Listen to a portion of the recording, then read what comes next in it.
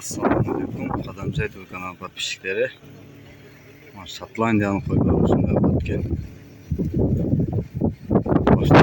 Квадратный. Чоқчықалмен араласқан жер қандай жер Шотландияда осындай білгендер жазып қойыңыздар. Қойлар осындай болады екен.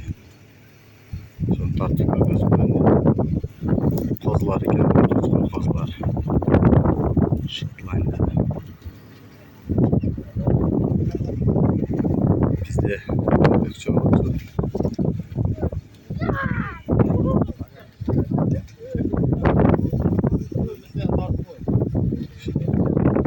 Şunlar oldu kent olanlar. Tamam, ayakta.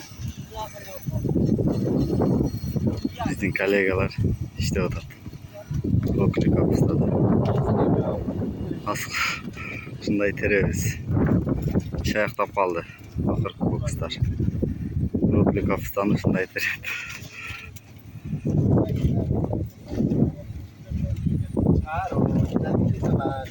Şunday kapısından şunday teremiz. Geldim ana şu koyları geldim.